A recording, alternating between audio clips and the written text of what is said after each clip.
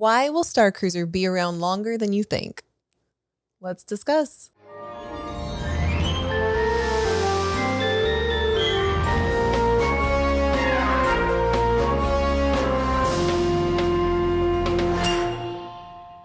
Welcome to Princess and Scoundrel, where we take you along our scrappily ever after, from Fantasyland to Tatooine and everything in between. I'm Sarah. And I'm Steven.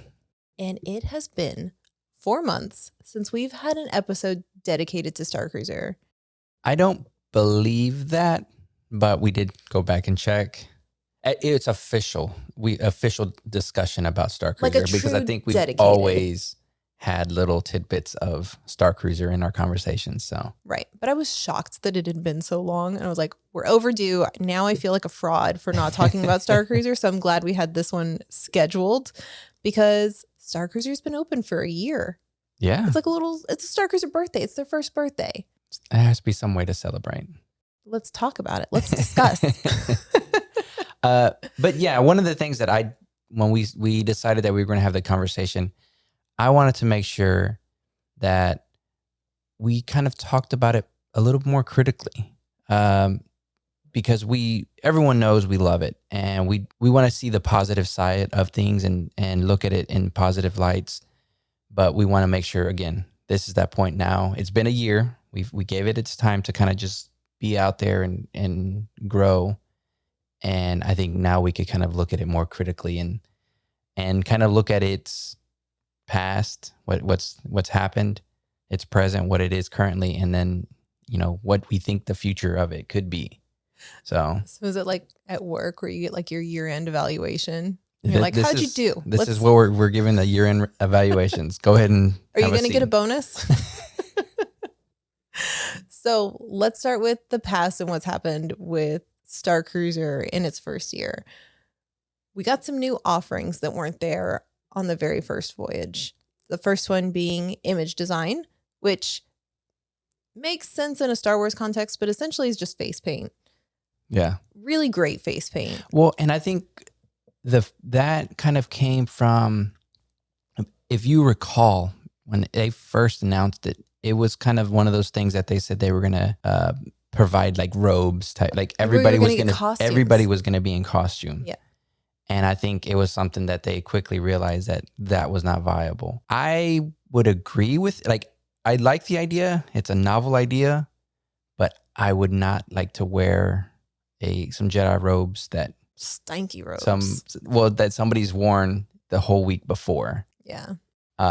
So I think that's one of those, it's a good compromise. And they allow the opportunities for you to get costumes. And they encourage people to come in costumes, which is, again, great. But I like how they switched it to be just the face paint. The face paint. So here's the thing with the face paint. It's super cool. They do really great designs. They use high quality makeup that will last. But you're a little bit limited in that you can get it, anytime day one, basically. Last I checked, you can't get it the morning, like your day 2 morning. Before Batu, even though there are Batu approved face paints, because the technical rule is that you can't have more than 50% of your face covered in paint or in any way. Now they've been pretty lax about it. We've seen Twi'leks with full face paint and everything. But I think that's them looking out for you, because if they said, yeah, sure, we could charge you, and they just put some light face paint around your face, yeah, you're going to be upset. Yeah. So they've got the 2 different categories, but here's the thing. One, you can't do it the morning of Batu. So you have to do it in the afternoons. And if you want it for both days, then you got to book it on day 1 and just not wash your face. And it's $130. And I think the thing is, this is where the biggest gripe of all of Starcruiser is the price. Yeah. And this is that elephant in the room. That price is very significant. Yeah, very significant. And then the additional things that were like the face paint, it's great, but are you going to take that step? Which brings me to one of the other changes they did was the CSL portraits. Mm-hmm. Initially, those were really good values. Oh, and man. everybody was being sold out left and right. Like truly sold out to the point where if you didn't call in within the first hour of phone lines opening, you probably weren't getting a time. Like they went fast. Yeah. So that demand was through the roof. And they quickly saw that. And so they said, you know what, we're going to capitalize on that. And then I feel like there's far and few between of those pictures. Yeah. So they're great pictures still. I still see them pop up on the groups and, on Instagram, but not as much as we did at the very beginning. Right. Well, because the price went from $99 to $399. It quadrupled overnight. Yeah. That's a huge bump in price. Now, just like with the face paint, if you're looking at having a professional makeup artist do your makeup, $130 probably isn't bad. If you're having a professional photographer take these amazing pictures of you for 30 minutes, $399 isn't terrible. But from what it was to what it went to overnight, it's just like, I'm already spending a lot of money being here. Tough pill to swallow for sure. It is. And I've seen more people pass up the portrait experience that would have done it at $99 that don't do it at $399. And I finally, for the first time, booked one client on image design I don't remember when that became available. It was sometime over the summer, I think. It wasn't there for our first voyage, but it was definitely there on our second one because we had people on our voyage that had it. Yeah. But in that whole span of time till now, one client has booked image design. One of the other new offerings that they have, aside from image design, is the Spirits of Adventure drink tasting. Now, they, from the beginning, had Cantina Chronicles, which was a non-alcoholic drink tasting and was free. But Spirits of Adventure is a paid one, and there's alcohol. So it comes with 3 smaller than normal size drinks, and then the 4th drink is regular size. But they give you this whole story. We did it on our last voyage, and it was really fun. And for the price, I think it was like $50 or $55 plus tax. I think you're paying for the drinks basically, as what it would come out to be. That and probably the entertainment too. It's like maybe. But it's a great experience. It was pretty limited. Like it's only at the bar, so not everybody can go in there. It's a very small group of people. That was an interesting thing to do. It was cool because you got a private, basically storytelling of these different drinks, with the chemist. And you got like a separate, you learned a new type of cheers for each of the drinks too. It was a cool experience. I'm glad they've added that as a new offering because I think it makes it more like a cruise, because cruises just have drink tastings. Yeah. So this helps to make it more like a cruise and just give you something to do if you don't want to be on Batu midday. Yeah. So, but speaking of alcoholic drinks, there are a couple new alcoholic drinks that they have. Well, they have new drinks that they've added to the menu. One of them was non-alcoholic that I made alcoholic when we went the Gem of Ryloth. But the big one was the Crate Reactor. That one's a cool one. It's like basically a 4-person, but like very COVID friendly. What is it? Dragon fruit margarita. Yeah. So everybody gets their own cup. Everybody gets their own straw. It's all nice and individual. I think the cool thing about that is there is that when you order it, it draws attention to, everybody, because they come out, they're, doing a chant, and the actual reactor is glowing pink and, big and heavy. So it's an attention grabber for sure. Yeah. No, that one was really fun. I'm looking forward to doing that one again. There is a little bit of a story element that they've added, almost like a kickoff, if you will, that we haven't gotten to experience yet. And that's the Ways of the Saja. So, and I think this is not a gripe, but it's something that was needed. And I'm so glad that they've adjusted and they've added this. So the Ways of the Saja is essentially I think it's 20 minutes where you get to get introduced to the Ways of the Saja. They're going to be at a certain place at a certain time, which it was very difficult to pin down the Saja at the beginning. The beginning, because you wanted to go down the Jedi path, and we were almost like, how do we even start? Like, Yeah. where do you find them? So this gives you a way to interact with them and learn a little bit more about it, because the Saja are they're a little mysterious. Yeah, I would agree that this was one of those modifications that they made to the story and to just like the experience based off of, again, not necessarily complaints, but just, hey, how do we even start that? There was no way of it just introducing yourself. And they kind of just here, like, put it up front. And here's a way to introduce yourself and make yourself known for that path. Right. Because if you had really the only time that you're going to be with a Saja is during your lightsaber training time. So if your lightsaber training was like day 2 late, you may not ever really interact with the Saja until that point. Yeah. So this was much needed. I'm really glad that they've put this in place. Yeah, no, I mean, we haven't experienced it, but it's an interesting way of getting each of these paths like really getting them all started. Right. Yeah. It truly is like, do you want this path? Go here. Do you want this path? Go here. And they're all about the same time frame. So it helps. Yeah. They've also made some minor changes to, I believe, some story elements in the muster drill and in the finale as well. Again, those have happened since our last cruise, so we'll get to experience them and talk a little bit more after our next one. Yeah, I mean, again, it's these I think are all like nothing significant where we've heard, oh my gosh, it's an entirely different story, or it's completely different. Right. These are just making sure the flow of everything is working.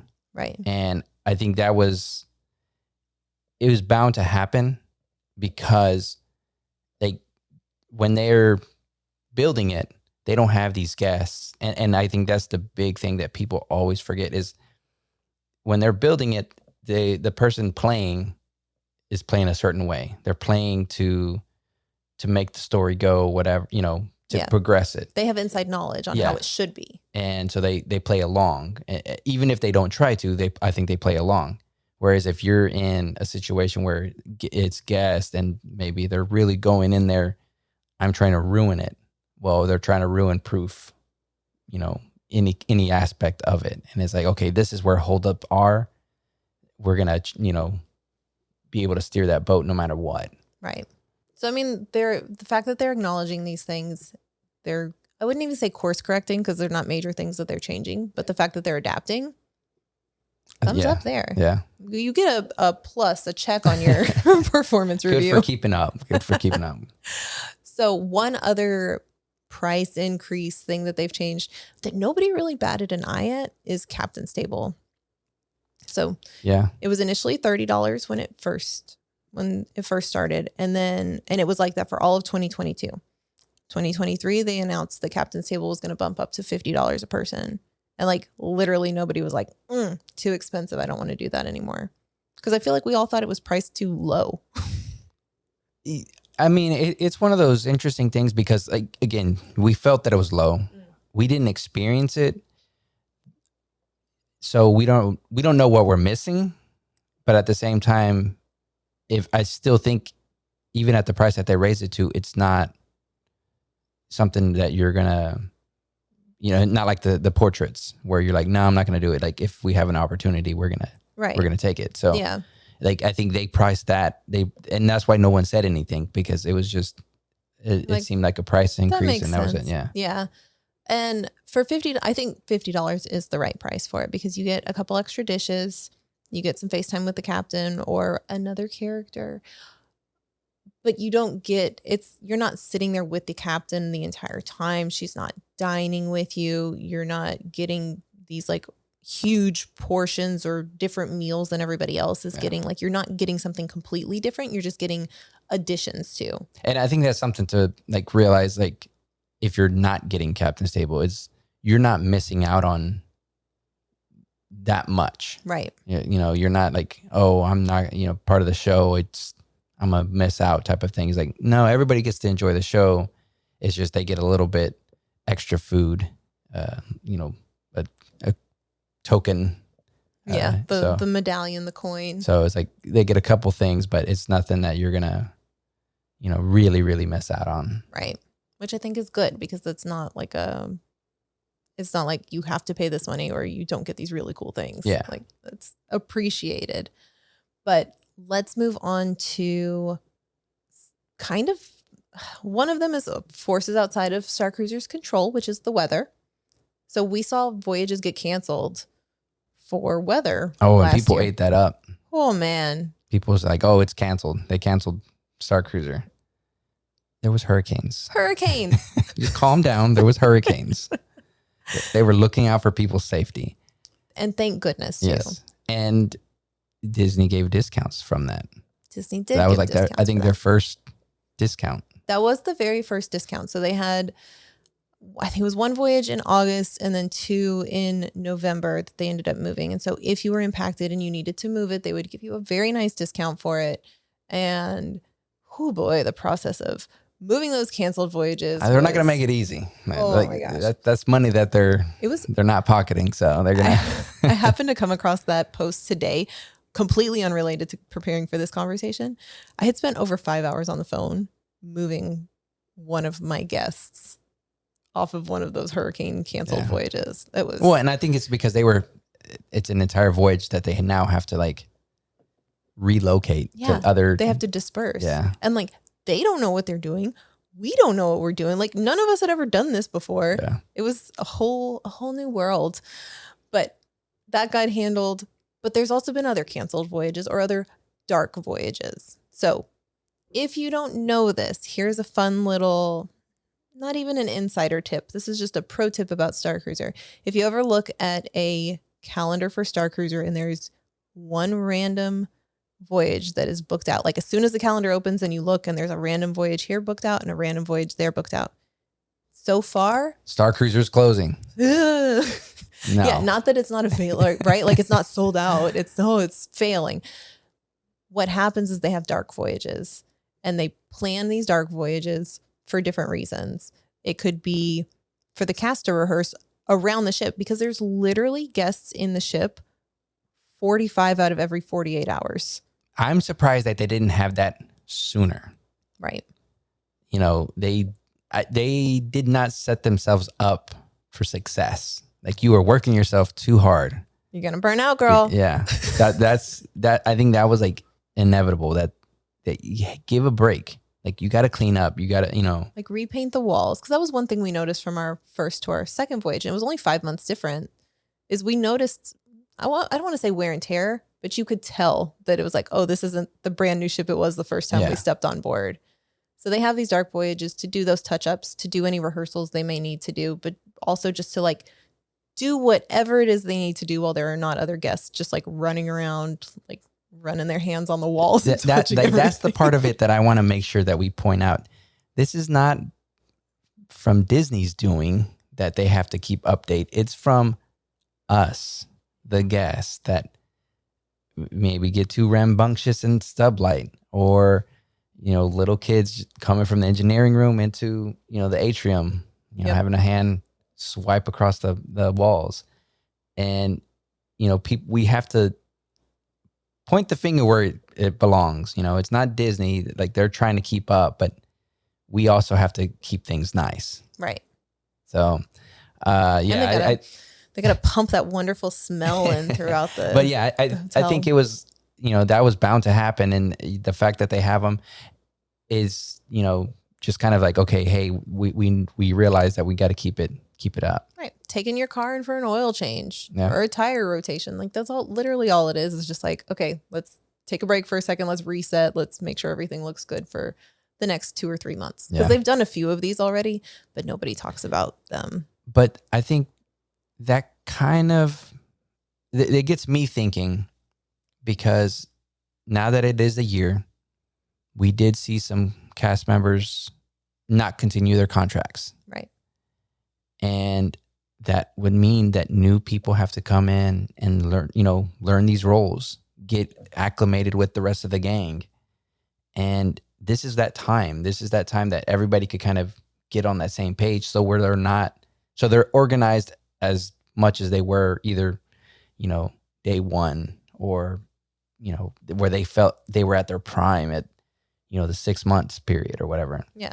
just rehearsing. Yeah. And so they get rehearsals done on the ship while guests are on the ship. You just don't know that it's happening. So just next time you're on the ship, just keep an eye out for maybe curtains or things that you're like, wait a second. But here's the interesting thing. They have scheduled dark voyages like this, right? Periodically, they're typically planned out before they've announced the next set of calendar dates, next set of voyage dates. When they announced 2023, they had from January through September. And I think there were 2 dark voyages already scheduled. About sometime in January of this year, they went through and canceled 9 or 10 voyages throughout July and September with like no real rhyme or reason to Starcruiser's failing. It's closing down. That's gonna be my trope that it's closing 6 months from now. Anything that was just the wind was blowing, we heard Starcruiser was failing, it was closing down. And I think that was the most comical thing this entire year is everything was Starcruiser's a failure. Disney's bleeding out. They don't know what to do. It's shutting down. And I am saying it here that any immersive, interactive experience that anywhere happens is going to be compared to Starcruiser. Like that is going to be the benchmark, the golden standard that any other place is going to be compared to. So Universal could do it, but they're going to compare it to Starcruiser. Yep. Six Flags could do it. It's going to be compared to Starcruiser. And Disney that's the thing. Could do it again. And that's the thing. It's going to be the Kleenex. It's going to be the Band-Aid of immersive experiences. And so as much as people want to hate on it, and again, I don't agree with the price. I don't like it either, but it's made such an impact that you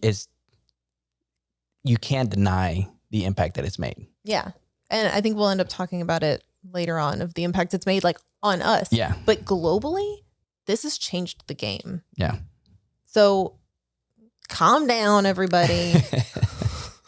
Hopefully by the time this is released, they're not like Starcruiser's closed. Oh my gosh, the day that'll be a wild weekend. So. Not release that episode. You're listening to a potentially unreleased episode. But they do have these dark voyages that got randomly picked after dates came out. And if people were scheduled on them, they moved them, gave them discounts. We have no idea. Disney has not said a single thing. And believe me, I ask more times than I probably is polite. Nobody will tell you anything about what's happening. Yeah, I mean, we love to speculate. That's the thing. Like, you know, us and our groups were just kind of like, oh, could it be this? Oh, could it be that? Like, you know, again, but that's where you let your imagination kind of run wild, and it could be different things, and it could be something so minuscule that they've got to get. It's like super boring. Yeah, super boring. Where like elevator like repairs, inspections.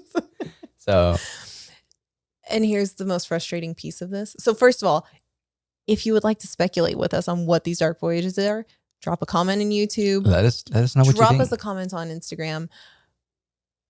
We will never know. Probably. We will never know. Maybe we will. Like, it's like after the fact, and they're like, this is what it was for. Yeah. Well, one of the things that I'm thinking, maybe one day we'll know what it was for, but for the most, they're never going to tell us outwardly, like, oh, we were closed these days for this reason. So we can have fun speculating, but. So do you think with the recent visitors is the reason why they had these closing, these other dark days, these unexplained dark days? I don't think so. Because so that way they don't mess up the timeline. Yeah, I don't think so. Because if they were going to do that, they should have done dark days for these visitors, right? Yeah. Because I happen to know for a fact that this time that Mando and Grogu were roaming around Galaxy's Edge are low attendance voyages. They could have just canceled them if they were worried about the timeline. So I don't know I don't even know what to make of what they're doing, because that's why they told us I feel like they told us we would not get these characters over in Batu East because of Starcruiser. Starcruiser has locked this timeline, and we don't have this weird time warp that we have over on West. So why? It's just a speculation. That's all I was. Everybody loves a Baby Yoda. Yeah. Right? But let's address the other elephant in the room. There have been voyages that have had pretty low attendance. Yep. Starcruiser's closing. It's closing. Canceled. No one wants to go. Canceled. My theory, and then what I've kind of stayed with, is at the beginning they were able to fill it because it was so new. If they would have gone into the having 2 voyages a week and having that rest day for maintenance and whatever, kind of they paced themselves, it would have been consistently full. Mm-hmm. And I think now they're seeing that, hey, they can't fill them. Yeah. And so we've seen they couldn't fill them, and when they're low attendance, it's down to one dining. To one dining. Yeah. So they've handled it a few different ways. So we started seeing it back in October, I think was the first time they went down to one dining time, and they just condense everybody down. They condense the story that happens during both, like through those 2 dining times down into one. So they make it work. They have that contingency, that plan B in place, a B mode, if you will. It's happened since October. And I think here's where the issue is one, they burned bright. They burned hard and bright, right? They were open every other day, a new voyage from when it opened. When they released those October to December dates, the price went up pretty significantly. And I think people didn't want to pay that extra price. They're like, well, let's wait till next year and see what it looks like. And so I think they had lower attendance because of the higher price, kind of like with Portrait Experience. And so they had to start making those contingency plans. Yeah. Well, I think they allowed themselves too many variables, right? During that time, they have other events going on at Magic Kingdom. They've got the Christmas parties. They have, what else do they have? Well, they've got Halloween parties. Then Universal's got Halloween Horror Nights, which is huge. They've got Christmas parties, but there's just a lot going on. And the holidays are just a naturally expensive time to just exist. So, I think that factors into that. People may not want to spend that money on that trip at that time. On 2 days and of then a they vacation. see that it raised price. So it's, I think they were changing turning too many knobs. You're like, whoa, slow down, like one at a time. Right. And the week of Thanksgiving was sold out cruises. The week between Christmas and New Year's were all sold out cruises. So it's not like it was low attendance for those entire 3 months. Now that we are, I guess, just now getting past the low season, like one of the typical low seasons for Disney, we saw low attendance cruises then too. They went down to one dining time. They're still doing it into March even. That's normal. There are just lower crowd times right after kids go back into school. People are not going to want to take vacation because they feel that guilt of like, oh, I can't pull my kid out yet.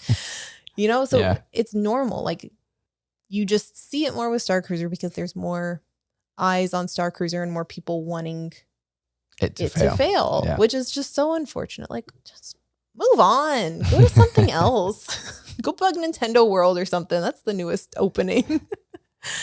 But so the other thing about discounts, they're starting to offer them now. So we've got the low attendance. So that kind of maybe like sets the scene for, okay, maybe we need to do something, right? Yeah. We'll get into what we think might happen with Starcruiser. And the DVC members were the first ones. Well, I mean, technically the Hurricane. Yeah, but I mean, like, as far as like a true with any kind of displacement. Right. Like a true affiliated discount was for DVC. Yeah. And it was a good discount too. It was like 30% off, I believe, with if you used points. And I still don't understand DVC. I never will. One day we'll have like a full like lesson we're going to have to sit in one of those things and to learn what it is and how For research. how the numbers work. And we'll try to explain it to you. But yeah, I've tried to like just kind of from the outside look at it, and I don't understand it. But they got a discount. They got a discount, and that's good. Even though we're not DVC and we're a little bitter, the fact that it exists means there are more discounts to come. And so DVC discount was for January and February, I believe. So those dates have already come and gone. But then more recently, they announced cast member discounts. And these are hefty discounts. Yeah. Really good discounts. And I'm so glad that they are giving cast members the opportunity because, as we've mentioned, it's a very significant price. And if you're a cast member, it's an even more significant price because they're not making the kind of money where they could go ball out on Starcruiser all the time. So the fact that they're making this available, I love it. I'm so happy. Well, I think that's the part of it that it was kind of crummy is you weren't able to experience that was your home and you're not able to experience it type of thing. Yeah. So let's do this. We've got cast member discounts, right? Let's look at it as if it is a new ride opening because we're experiencing this right now with Tron that's opening in April. Cast members got the first previews, right? So cast members technically got the second discount, but let's say cast members got the first like true discount. Okay. What comes next? AP and DVC. I was like, okay. So APs are going to get the next discounts. That's what your speculation? You heard it here. Yeah, that's because I am an AP. I'm an annual pass holder. That's what I would like. No, it would be nice. I mean, I think it would, drum up.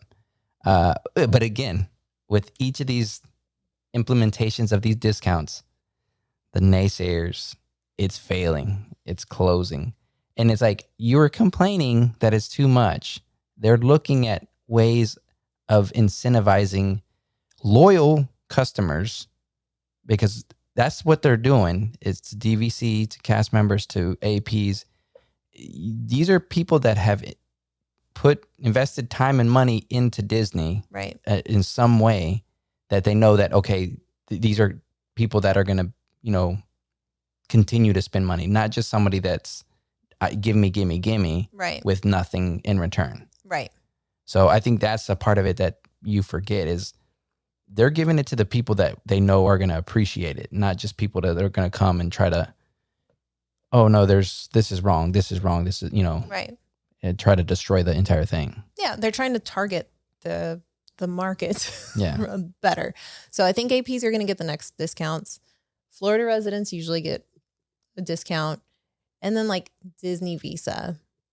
And then if you're really like scraping the bottom before getting to like just a full broad generic, like here is a just discount for all, is Disney Plus, which is like the silliest of discounts to me. Well, I mean, but I think again, this is where this is that synergy that they talk about is when they have a Disney Plus discount, I'm pretty sure I can almost guarantee they see a spike in subscriptions with Tron opening up to D23 members. Mm-hmm. You were like telling me, hey, you should get a membership. Yeah, I'm a member. You should be a member. So, but that's the thing is that's the way people think. Hey, if there's an opportunity for me to get some kind of advantage, they're going to go for it. Right. And Disney wins.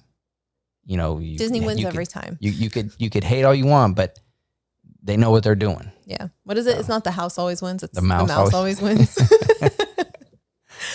So I think those are the main discounts. One of the other things that we can mention in terms of discounts is there is currently a Starcruiser discount for your pre and post stays, but it is not on your actual Starcruiser piece of it. It is on staying at a Disney resort before or after. And that's open to anybody, but like limited to select voyages, select resorts. I mean, that's like room types. Throwing a dart in the dark, right? God, trying to find that discount, man. trying to find a value on that one is I think a shot in the dark. It's there occasionally. Am I significantly more gray since that discount has come out? Yes, absolutely. There's one other way that you can get a discount on Starcruiser. And it's a little tricky. You got to make a little bit of a commitment, but group sales and group takeovers of the Halcyon are starting. They're starting. They're starting. This is brand new, hot off the presses, because they weren't offering it before. But believe me, I tried for the longest time. And then finally I was like, okay, I guess we'll go. When we're doing our takeover on May 3rd, it was like, all right, they're not going to give us a group sale. We'll just book all the rooms individually and we're doing it. But I think that prompted them to see, hey, it's possible. I think we drummed up enough noise that they said, hey, if the community asked for it, let's give it to them. Do you think they care enough about us? I think they did. I think they did. Because again, if the fact that we were able, I feel like that our cruise, the May 4th takeover, it was that litmus test of here's a group of people that we're going to go. Like we say we're going to go, let's get all our friends, call them up, let's go. And it could happen. It could fill a voyage. So let other groups do that.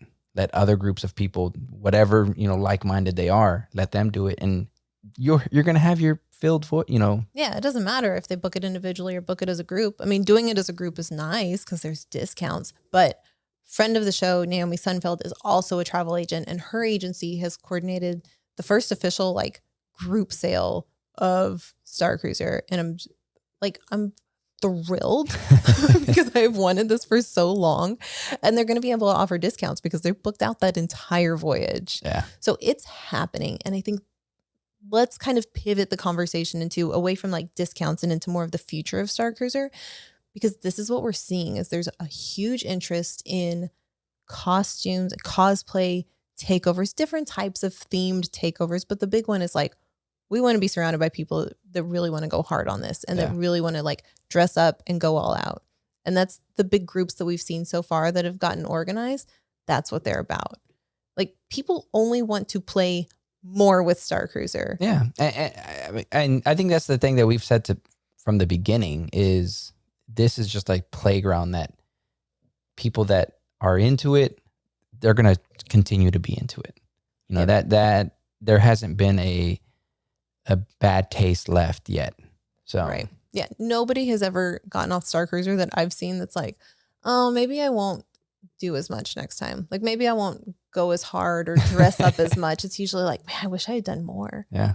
Until you're 2 months away from your next voyage and you're I have no costumes. Those big hopes that I had 2 months ago, I haven't started on them. Yeah. But I think from all that, right, we've talked about Starcruiser and how the past, present, and future. The last thing that I kind of wanted to touch on is how much of an impact it's had on everything, immersion experiences, but really on our lives. And it was just some fun trip that we wanted to have, that we thought we wanted to have. And it kind of became an entirely different thing with meeting our new friends, having these different parties, starting this podcast, having new and different dreams and starting to pursue them. I think that's the most interesting thing of Starcruiser. And even seeing other friends starting, podcasts, starting ideas or dreams that they've had. And it's not even particular to Starcruiser, but seeing us go after dreams, going after ideas, have motivated them to go for, a change or do something different, something that they, are entertained by. And it's inspiring. They're inspired by us, but I'm inspired by, it keeps me motivated to continue because it's they're inspiring to me. Right. So I think it sounds so cheesy. Starcruiser changed my life. It changed our lives. And it's a pretend space cruise. Yeah. But it truly has. We would not be sitting here recording this or even having this deep of a conversation of what are all the changes that have happened at Starcruiser over the past year? But what this ship does for people, what that 2-night voyage does for people, and the way it makes them feel. Like you said, the community that it's brought us to, the friends that we've made, the business ventures we've started. Me being a travel agent. Yeah. All of this stuff. Like, and again, it's just like baby steps. Like, I feel I'm more confident in this, position of speaking, and just more confident in other aspects of life because of the podcast, because of having conversations with, new people. And it was because of Starcruiser. So it's like indirectly it's changed, my life. Yeah. Wanting for us to have better intentions for the year. And it's just from us wanting to be able to do more, as far as trips, like cosplaying. Cosplaying. We're cosplayers now. So it's just a lot of life changes have stemmed from Starcruiser. They've made us even bigger nerds than we were before. I think it's just more openly nerd. So I think that's the big thing you nailed it.